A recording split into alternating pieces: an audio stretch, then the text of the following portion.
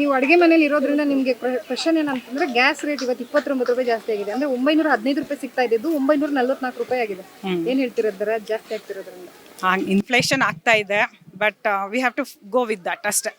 ಈಗ ಎಲ್ಲರಿಗೂ ಹೆಂಗಾಗುತ್ತೆ, ಈಗ ನಮ್ಮೊಬ್ರಿಗೆ ಆದರೆ ಅದು ಪ್ರಾಬ್ಲಮ್ ಅನಿಸುತ್ತೆ, ಬಟ್ ಆಲ್ ಓವರ್ ಆಗ್ತಾ ಇರೋದ್ರಿಂದ we have to go with that.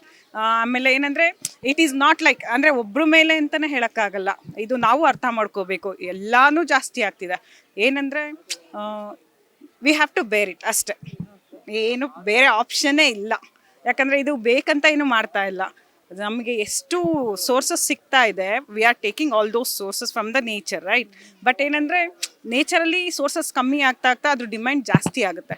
Because of that ಸೊಸೈಟಿಲಿ ಇನ್ಫ್ಲೇಷನ್ನ ನೋಡಲೇಬೇಕಾಗುತ್ತೆ, and ನಾವು ಅದಕ್ಕೆ ತೊಗೊಳ್ಳೇಬೇಕು. ಏನು ಬೇರೆ ಆಪ್ಷನ್ ಇಲ್ಲ, ಯಾಕಂದರೆ ಈಗ ಹಳ್ಳಿಲಾಗಿದ್ದರೆ ಆಲ್ಟರ್ನೇಟಿವ್ ಆಗಿ ಇರ್ತಾ ಇತ್ತು ನಮಗೆ ಬೇರೆ ಥರ. ಈಗ ಸೌದೆ ಯೂಸ್ ಮಾಡೋದಾಗಿರ್ಬೋದು, ಬೇರೆ ಏನಾದರೂ ಆಪ್ಷನ್ಸ್ ಇರ್ತಿತ್ತು. ಬಟ್ ಸಿಟಿಲಿರೋದ್ರಿಂದ ವಿ ಹ್ಯಾವ್ ಟು ಸಿಲಿಂಡರ್ಗೆ ನಾವು ಆಪ್ಟ್ ಆಗಿರೋದ್ರಿಂದ ಕೊಡಲೇಬೇಕು ಮ್ಯಾಮ್.